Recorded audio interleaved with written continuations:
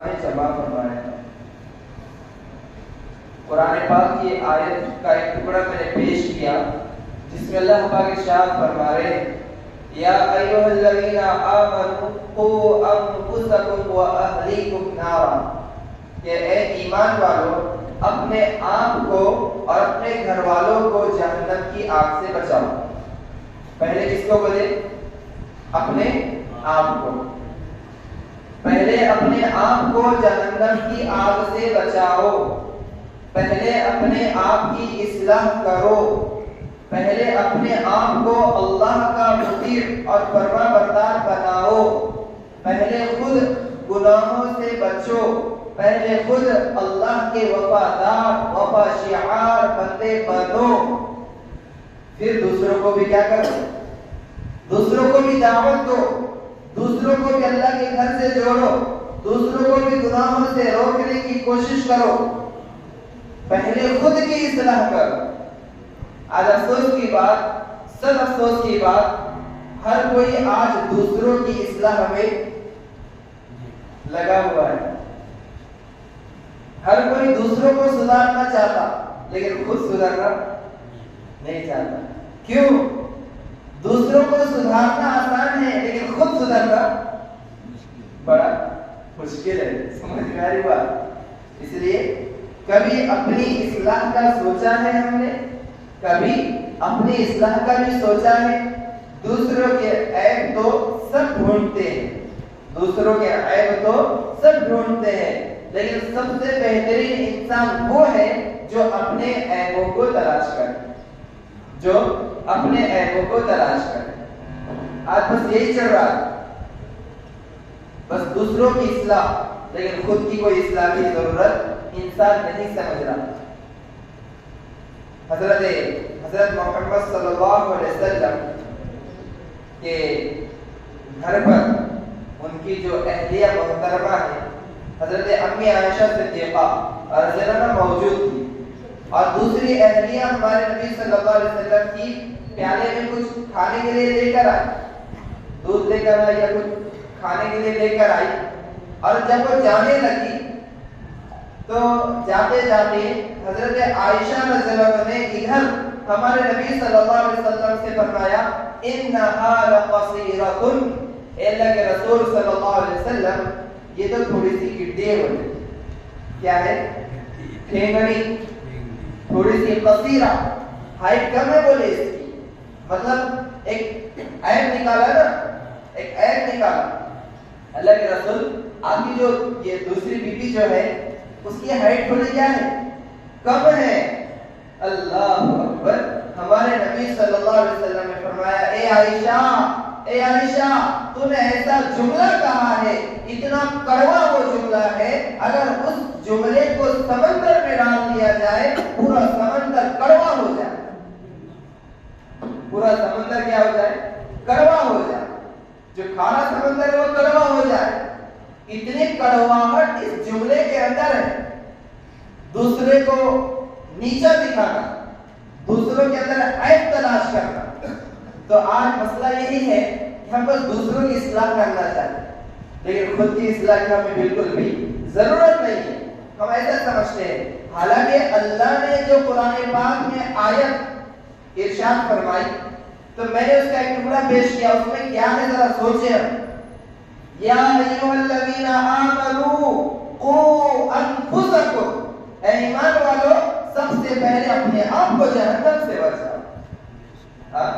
مثال طور پہ کل ہی میں گھر سے مسجد کے لیے آ رہا تھا تو اچانک میرے ذہن میں ایک بات آئی کہ میں آ رہا تھا نماز کے لیے، تو ایک راستے میں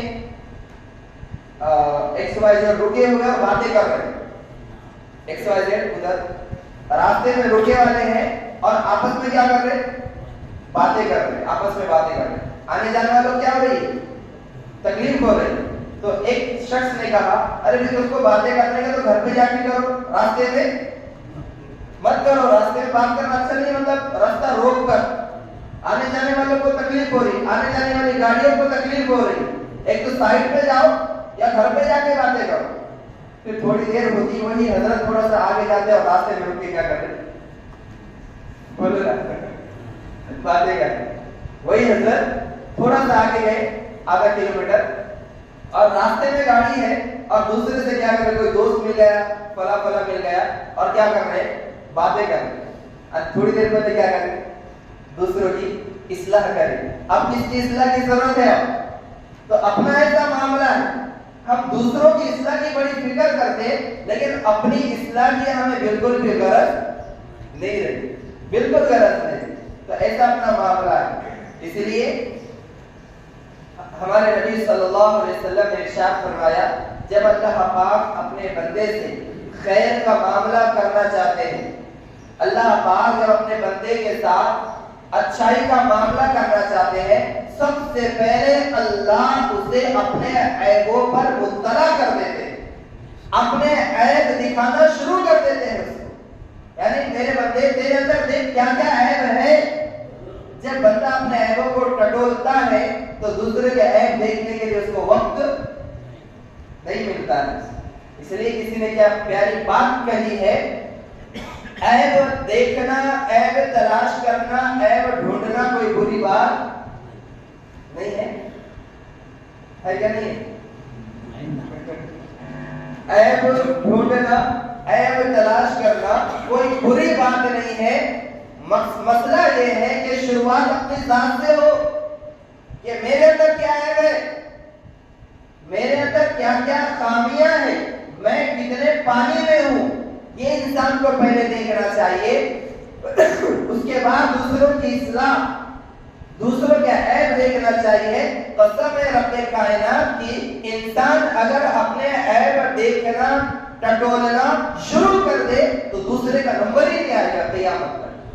اتنے عیب اس کے اندر موجود ہے. بس سبحان اللہ. تب اس کے ترجمے پہ بھی غور کرو. صرف پاک ذات اگر کسی کی ہے تو کس کی ہے؟ اللہ کی, اللہ کی ہے. ہم سب کیا ہے, عیبوں سے بھرے والے. اب صبح سے شام تک ہم کیا کیا کرتے ہیں بس ہمیں اور اللہ کو معلوم. ایک گناہ پر سے اگر پردہ ہٹا دیا جائے, کسی کے سامنے کھڑے ہونے کی ہماری ہمت نہیں ہوگی. اس کے لیے عیبوں کو تلاش کرنا, عیبوں کو ڈھونڈنا, دوسروں کو حقیر سمجھنا, دوسروں کو ذلیل کرنا, یہ چیزیں اتنی خطرناک ہیں کہ پوری زندگی بھر کی عبادت اللہ تمہارے منہ پہ پھینک کے مار. نہ تمہارا روزہ کام آئے گا, نہ تمہاری نماز کام آئے گی, نہ تمہاری نفل عبادت کام آئے گی اگر اپنے آپ کو بہتر سمجھو گے اور کسی مسلمان کو حقیر سمجھو گے. چاہے وہ ایک وقت کی نماز نہیں پڑھتا, اللہ کے گھر میں بیٹھ کے بول رہا ہوں, چاہے وہ ایک وقت کی نماز نہ پڑھتا ہو تب بھی اپنے سے بہتر اس کو کبھی, اپنے آپ کو اس سے بہتر کبھی نہیں سمجھنا.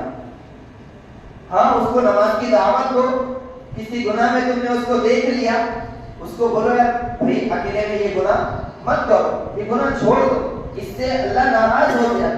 ان چیزوں کی دعوت دو, لیکن کبھی بھی اس سے بہتر اپنے کو نہیں سمجھنا. عبداللہ اندلوسی رحمۃ اللہ علیہ کا واقعہ ہے. شیخ المشائخ, خانقاہی اعتبار سے مشائخ جو جتنے بھی اللہ والے گزرے ان کے شیخ, ہزاروں مکاتب انہوں نے چالو کیے, ہزاروں مسجدیں انہوں نے بنائی, لیکن قرآن پاک پورا یاد, احادیث پوری یاد. اتنے بڑے اللہ والے, علامہ شبلی رحمۃ اللہ علیہ کے شیخ, اتنے بڑے اللہ والے, لیکن سفر حج کے سفر پر جا رہے تھے, راستے میں اللہ کیسے امتحان لیتا, اللہ والوں کا بھی امتحان لیتا. حج کے لیے جا رہے تھے تو راستے میں دیکھا کہ عیسائیوں کا گاؤں ہے, وہاں پر انہوں نے دیکھا کہ کسی آدمی کو دیکھا یا کسی گھر پر کیا دیکھا, انہوں نے پلس کا نشان دیکھا جو عیسائی لوگوں کے جو گلے میں ہوتا یا پھر ان کے گھروں پر جو نشان رہتا وہ انہوں نے دیکھا اور کہا ہے کتنے کم عقل لوگ ہیں, کتنے کم عقل لوگ ہیں کہ عیسیٰ علیہ السلام کو کیا سمجھتے ہیں, خدا سمجھتے ہیں. یہ کہاں آگے چلے, خود کو بہتر سمجھا اور ان کو حقیر سمجھا، اللہ کا نام نہیں لیا کہ اللہ کا شکر ہے کہ اللہ نے مجھے ایمان دیا، اللہ کا شکر ہے اللہ نے مجھے اس یعنی گناہ سے بچایا، اس بدعت سے بچایا اور اس گمراہی سے بچایا، کچھ بھی انہوں نے اللہ کا نام نہیں لیا، صرف یہ کہا کہ یار اتنے کم عقل لوگ ہیں کہ عیسیٰ علیہ السلام کو کیا سمجھتے ہیں؟ خدا سمجھتے ہیں، ہم چلے گئے وہاں سے۔ اللہ نے ایسا امتحان لیا کہ کنویں پر پانی بھرنے کے لیے گئے، کئی ہزاروں مریدین ساتھ میں تھے، تو جب پانی بھرنے کے لیے گئے تو کسی لڑکی پر نظر پڑی، کسی لڑکی پر، بہت لمبا واقعہ ہے، شارٹ کٹ میں بتانا چاہتا ہوں، کسی لڑکی پر نظر پڑی تو اس سے کہا کہ میں تم سے کیا کرنا چاہتا ہوں؟ شادی کرنا چاہتا ہوں، شادی کرنا چاہتا ہوں۔ کہا کہ ہم میرے ابو سے بات کرو، میرے والد سے بات کرو۔ والد صاحب سے جب بات کی گئی انہوں نے کہا ہم کیا ہے؟ یہودی ہیں، اور تم کیا ہو؟ مسلمان ہو، یہ رشتہ کیسے طے ہو سکتا؟ کہا کہ ایک شرط یہ ہے کہ تمہیں سب سے پہلے اپنا مذہب چھوڑنا پڑے گا، اور دوسری شرط یہ ہے کہ تمہیں تقریباً 2 سال کے آس پاس 2 سال تمہیں سوت چرانا پڑے گا۔ کیا کرنا پڑے گا؟ سوت چرانا پڑے گا تقریباً۔ کیسے امتحان لیا اللہ نے؟ صرف ایک ہی وجہ تھی، اپنے آپ کو بہتر اور کسی اور کو کیا سمجھا؟ انہوں نے حقیر سمجھا۔ تو انہوں نے کہا ٹھیک ہے میں آپ کی شرطیں منظور کرتا ہوں، مجھے قبول ہے۔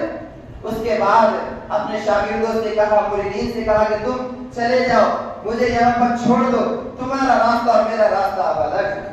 کئی ہزاروں کے شیخ، کئی ہزاروں لوگوں کے شیخ، ان کے ساتھ یہ معاملہ ہوا، ہم اور تم کس کھیت کی مولی ہے؟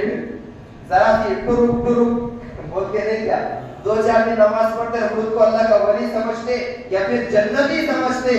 اللہ حفاظت کرے، اللہ حفاظت کرے۔ تھوڑا سا نشانیاں وغیرہ کا سمجھتا پوری دنیا اس سے بہتر میں ہوں، اس سے افضل میں ہوں۔ یہ بہت تلبیس ابلیس کتاب ہے علامہ ابن قیم رحمۃ اللہ علیہ کے غالباً، تو اس میں شیطان کس طرح سے حملے کرتا وہ لکھا ہوا ہے، عام لوگوں کو کیسے بہکاتا، اہل علم کو کیسے بہکاتا، عبادت گزار کو کیسے بہکاتا، وہ پورے واقعات اس کے اندر لکھے ہوئے ہیں۔ تو ہمارا مسئلہ کیا ہے؟ 2-4 دن نماز پڑھنا شروع کر دیے، ٹوپی پہننا شروع کر دیے، ٹکنے سے اوپر پیڑ رکھنا شروع کر دیے، جو جس کے ساتھ ہمیشہ رہتے تھے اس کو جہنمی سمجھ کر خود کو جنتی 100 میں سے 100% سمجھنا شروع کر دیتے ہیں۔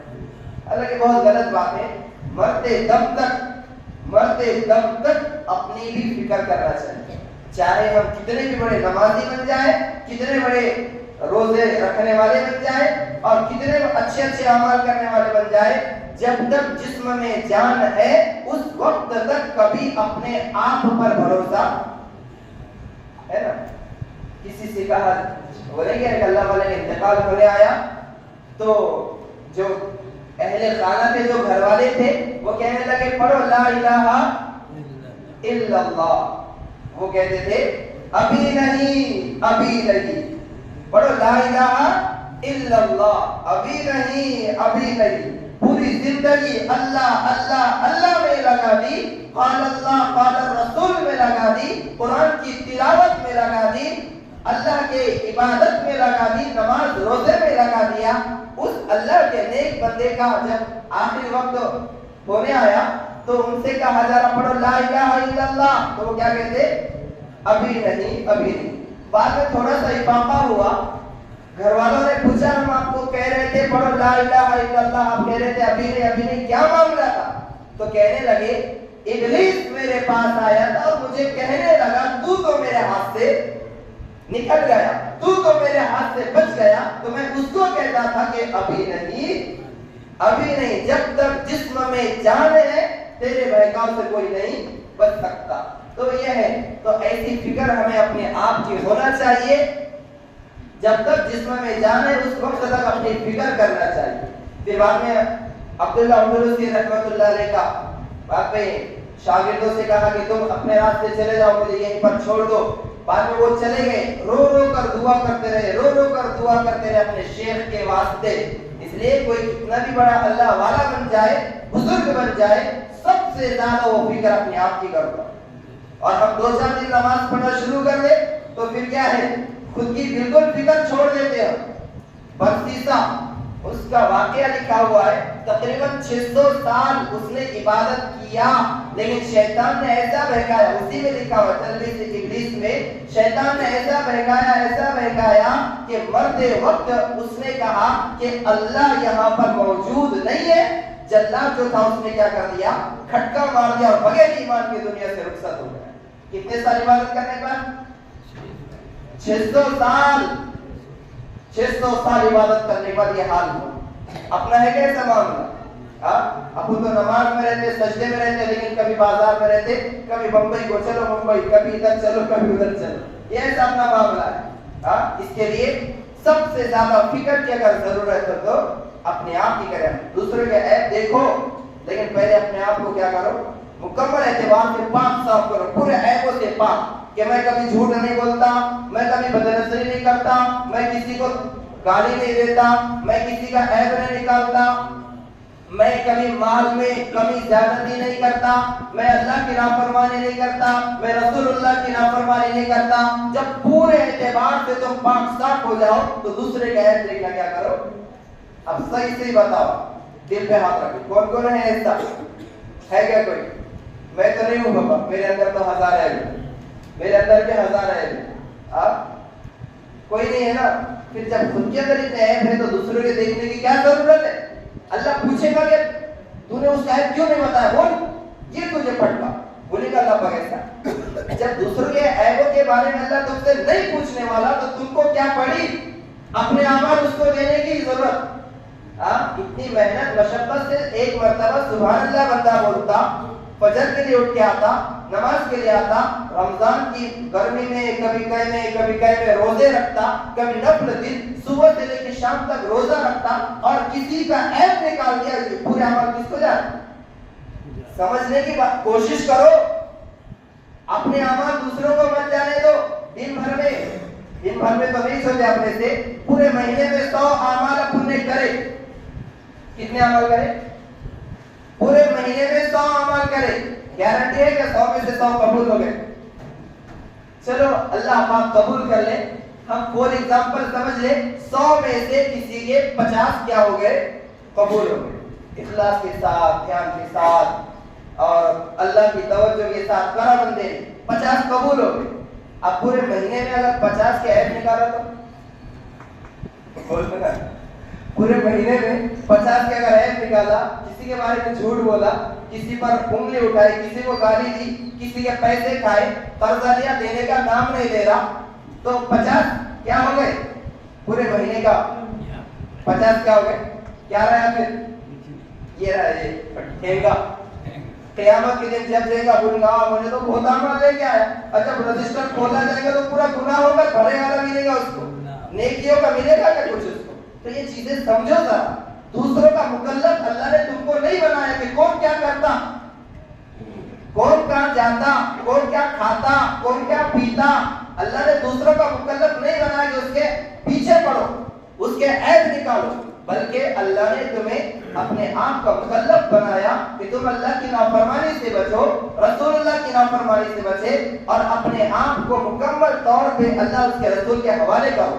हाँ, किसी को दावत देनी है, गुनाह से बचाना है तो डायरेक्ट उसको बोलो, किसी और के पास मत बोलो। हाँ, अब मैं तुमको मिसाल तौर पे मोटे आपको नहीं बोल रहा, मिसाल के तौर पे किसी के अंदर कोई ऐब है, उसको पहले मोहब्बत भरी बात करो, उसको बोलो यार ये ऐसा दुरुस्त नहीं है, ये ऐसा ठीक नहीं है, ये है इस्लाम का तरीका। तुम्हारे अंदर ऐब है और मैं तीसरे को जाके बोल रहा हूँ ऐब दुरुस्त होगा क्या? उसका ऐब भी दुरुस्त नहीं होगा और तुम्हें गुनाह भी मिल जाएगा उसका। इसलिए पूरे बयान का मेरा खुलासा यही है कि सबसे पहले अल्लाह पाक इरशाद फरमाते हैं, या अय्युहल्लज़ीना आमनू कू अनफुसकुम व अहलिकुम नारा, ऐ ईमान वालों अपने आप को, सबसे पहले अपने आप की इस्लाह करो, अपने आप को गुनाहों से बचाओ, अपने आप को अल्लाह उसके रसूल का मुती और फरमाबरदार बनाओ, फिर क्या करो? दूसरों की इस्लाह करना है तो करो फिर, वरना खुद तो है پانی کے اندر کتنے پانی کے اندر اپنے کو معلوم، اور دوسروں کی اصلاح کی بڑی فکر پڑی ہوئی اپنے آپ کو، اس لیے پہلے اپنی اصلاح کرو اور پھر محبت بھرے انداز سے، نرمی کے اعتبار سے، نرمی کے انداز میں دوسروں کی کیا کرو، اصلاح کرو۔ اللہ پاک ہم سب کو سمجھنے کی، اس پر عمل کرنے کی توفیق نصیب فرمائے، آمین۔ وآخر دعوانا الحمد للہ رب العالمین۔ جن حضرات نے سنت نہیں پڑھی وہ سنت پڑھی۔